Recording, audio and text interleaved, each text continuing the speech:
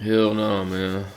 Um, was just gonna do some self analysis or some Scientology studying this morning because it seems to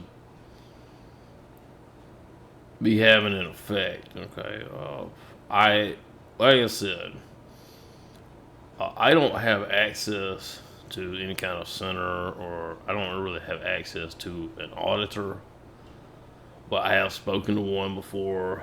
Um, I don't know what it takes to attain the state of clear. I don't know.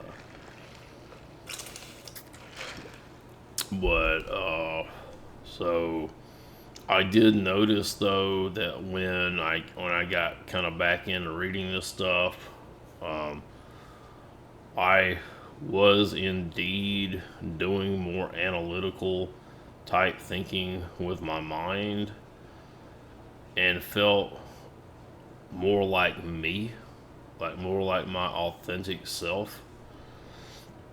And in fact, this morning, for like the first time, I just went out and had a conversation with someone that was decent. I I don't know. So how does that? What is the cause? What do I think is the cause and effect relationship between Scientology study and having like a decent conversation with opposite sex? Uh, I think it has something to do with the dynamics. Let's talk about the dynamics of Scientology. Um,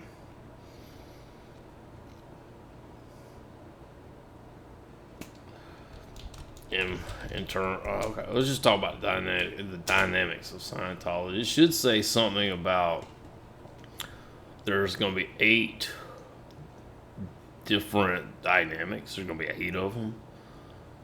So all of them have to do with the will to survive. All of them have to do with the will to survive. And I think it says, all right, let's approach the dynamics of Scientology in a descriptive, analytical way, which resonates with me, not as advocacy or attack. Thank you. Thank you, because ChatGPT has tried to convince me not to do this.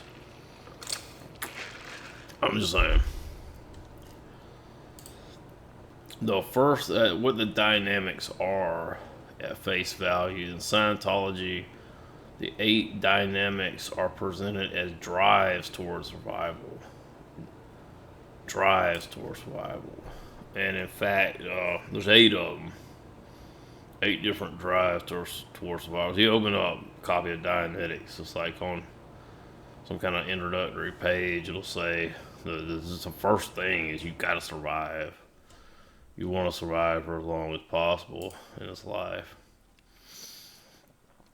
And that what I have noticed in the past couple of days is first dynamic itself, the survival of the individual body, mind, and especially identity. Man, I think like going thinking back to when I was like a teenager, I was involved in something totally different called I'm not gonna talk about it, but I felt like me on a daily basis. And uh, I kind of noticed here in the past couple days that my interests, my biases, like my choice between this or that, have been online and very active. Like I've been, working on some game design, systems thinking, maybe even some Doom modding, which some music. I mean, that is me. That is me. It's just putting it all together. That is me. But this morning, what the whole point of my kind of self analysis was try to figure out. if there was a cause and effect relationship between my Scientology studies and maybe the fact that I had a pretty good morning with this conversation I had. You look at the second dynamic is a drive towards wanting to have sex in a family. Um, I think that's cause and effect. This second dynamic is what hit me this morning. I was on like the Scientology website looking at the video on the 8 dynamics. And it goes through, it starts playing a video, 1, self, 2, sex and family. And it's like my mind just blanked out for the rest of the video. It's like, I don't know what that is. I don't think it's like brainwashing or something. But I had to go back and watch it because I got to thinking about that. Yeah, kind of the whole point of going to college and getting a bachelor's degree and all that was to find a decent job and start a family. And it hadn't happened. For one, because I've been locked up. I don't have any sense of freedom. For whatever reason. And 2, because of like suppressive persons. And it got to thinking about like I said, I went back and watched the video for a second time about you want to be part of a group. I want to be part of a group. Like a team, like an organization. Maybe even consider myself to be part of the nation I was born in, United States of America. The drive for the survival of mankind, the survival of the human species as a whole, all life forms, physical universe, which is something I'm big into. The mist. There's a spiritual dynamic that non-material existence, part of your existence, needs to survive as well. And 8 was the drive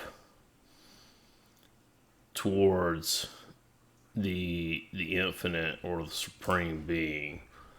There's some stuff I'm not really comfortable talking about at this point too much. You will have to draw your own conclusions about the infinite, the supreme being, and then how you approach it. Because the big thing here is that a lot of times I would get out of bed in the morning and immediately go to like prayer to Jesus. And it was actually painful.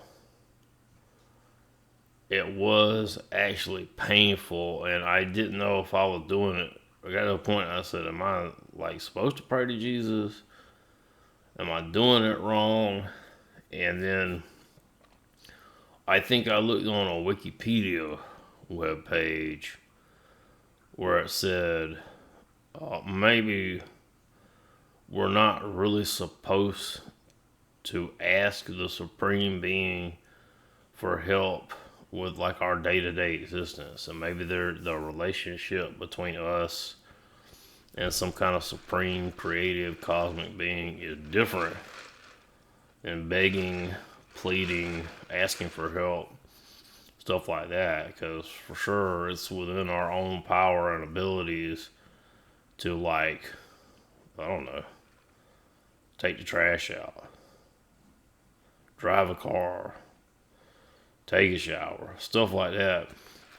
And specifically stuff like that is that kind of stuff taking the trash out, brushing teeth, taking a shower, putting on clothes. It's that kind of stuff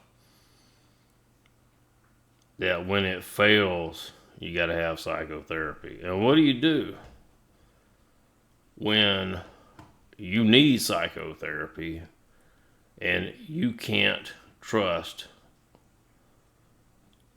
the fucking establishment anymore due to all these involuntary hospitalizations that have become involved, and there's no accountability for it. That's what I've seen. You go to a mental health professional, therapist, mostly, social worker, they no longer have accountability when it comes to fucking anything. Well, there is now such an intertwining of the police with individual therapy sessions that I would never go to a place like that again unless it's against my will. Even then, I'm not sure what I would do.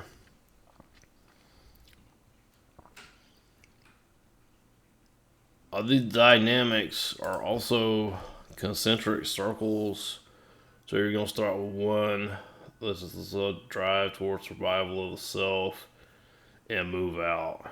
So I don't know if you ever really studied Aleister Crowley, but he had this idea that the whole point of ritual magic and spiritual practice and stuff like that was to have knowledge and conversation of your holy guardian angel, which would, I think, psychologically and mentally help you understand what the hell you're supposed to be doing in life at your full potential.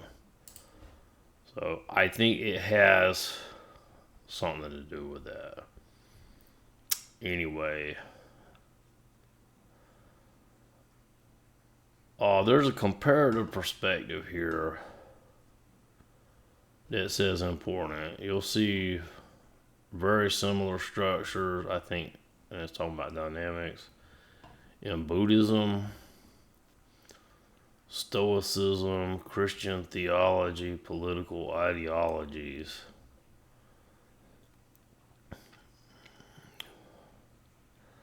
But Scientology what makes Scientology distinct is there's an explicit systematization, a corporate organizational embedding, which we're getting away from.